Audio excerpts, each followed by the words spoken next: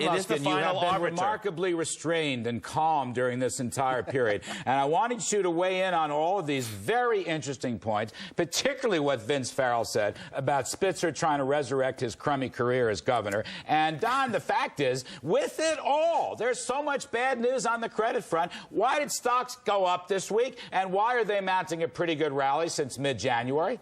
That's because it's simple. It's because when stocks go down so much as they have, when you have a horrible month like you had in January, you discount the worst. And so then when the bad news comes out, it's not so bad.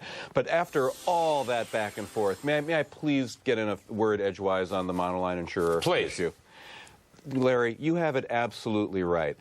The crisis, lowercase c here, that Eliot Spitzer is seizing on once again for political opportunity, is simply that a couple of these guys are going to lose their ratings.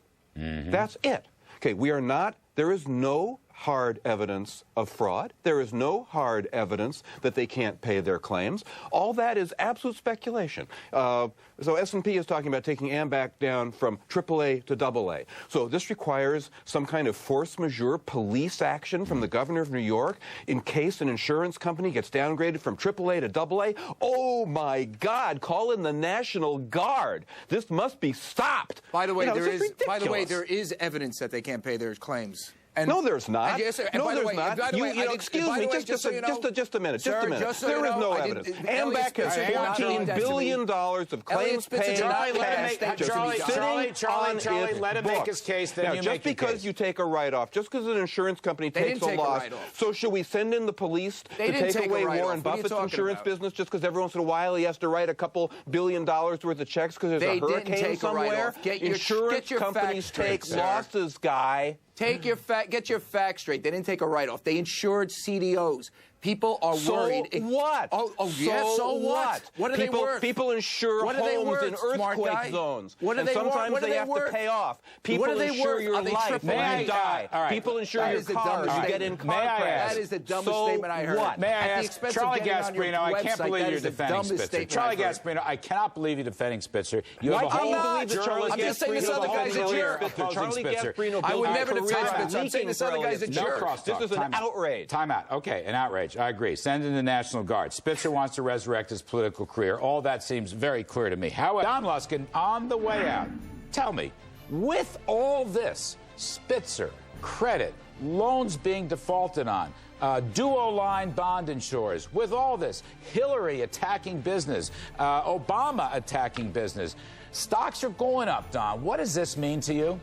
Means that stocks are cheap. But Larry, when you can list all these things that are wrong, the fact that you can list it means it's already in prices, so it's safe to buy. It's the stuff that you can't list that's going to kill you. And what else can there possibly be on the list? Don, how can you say that with such conviction when the market was down 4% last week and up 1.5% this week? It's real easy, man. You gotta buy them when the pessimism is so thick, and guys like you come on TV and say, oh, it was 150 billion loss last year, so it'll be 300 next year. Pretty soon, why don't you just say $1 trillion and get it over with? Don Luskin, Obama attacking business. Now, we're going to go root and branch specifics in the later segment in the program. But in terms of macroeconomics, in terms of macro investing, these guys are just attacking business left and right, Don. How does this inform your investment strategies? Does it make you worried? It makes me very worried. All I can say to kind of cut the pain a little bit is to remind you all that this is just the primary season. This is where the candidates are going to be at their most radical in order to energize the craziest elements of their base. And then when you go into the general election, they tend to run to the middle. And then when they're elected, then they hit reality. And it turns out that you can't even do 1% of the crazy stuff they want to do, which is great news. But here's kind of what worries me about this. None of these people have any sincere ideas. They're not saying anything they say because they actually believe it. They've taken polls.